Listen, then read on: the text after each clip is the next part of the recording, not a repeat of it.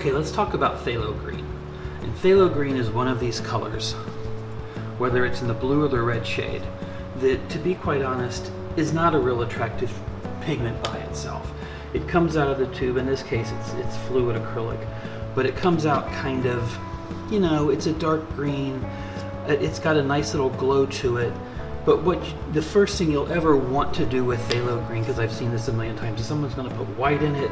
They want to make a kind of a softer green. And what they become champions of, as I like to say, they become champions of a mouthwash green color that really you can't use for anything. And that mouthwash green pretty much will result in someone going, oh, you know what? I'm going to put phthalo green back in my paint box and never look at it again. But phthalo green is actually a really fascinating color, and we're going to play with it with three things.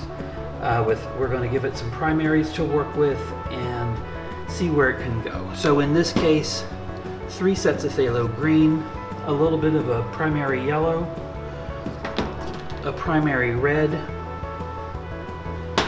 and ultramarine blue. The fact that I'm using these particular 3 colors doesn't matter.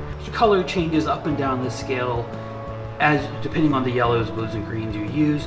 Lots of ways to make this work. So the first thing we'll take a look at is phthalo green with yellow. This is the classic way to use phthalo green. You have it here, you drop in the yellow, and what you suddenly start getting are these kind of really fresh, very kind of, we'll call them young greens or brighter greens. These come very close to what you might think of as a permanent green light. But at least with that green, you can then apply hue to it and take it up and down the scale. Permanent green with red, of course, it's going to take us 2 ways. It's going to either take us into browns, as we're seeing it happen here, or we can keep the greens really strong and bring a little red in and really keep it more towards violet.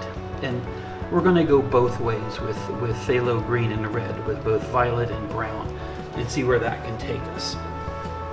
And then with ultramarine blue, we'll take a bit of phthalo green with that and a little bit of blue with that. And we start getting kind of a greenish blue. Now that on its surface is not so interesting just yet, but where this kind of approach shines is when we start adding hue to it. And by hue, I mean white. Yes, you could probably add black to it and darken it a little bit, but I think what you would probably do is just add a little more of the whatever base color you wanted that to go, more green, more blue, what have you. So adding a bit of white to this blue, and suddenly we start getting these kind of minerally blue-greens. You know, you can bring in more green to it, and you get that kind of minerally blue-green. It's a really nice approach to go. A little bit of white into this kind of violet area. We get this kind of darkish green-violet. Certainly very useful for winter scenes if you're doing landscapes, or even just want that kind of a darkish gray. Now we have it in the brown, and where I like it in the brown, it starts kind of giving us a kind of what I like to refer to as a pigeony gray, which is a warm gray with undertones of brown inside of it. I find that to be real helpful, real useful. It's a warm gray, and it does just beautiful things in a painting for you. Of course, white with the kind of yellow-green is just going to give us a paler green, and that's where it goes. But this is the start of what we can do with phthalo green.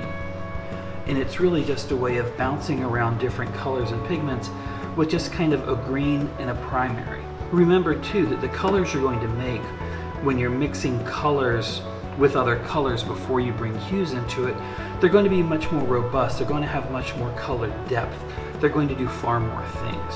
And you can keep exploring these all the way down paths. You know, if you wanted to add more blue, more red, what have you, with that.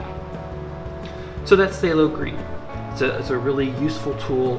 It's a misunderstood tool, and it's a tool I think you can get a lot of mileage out of.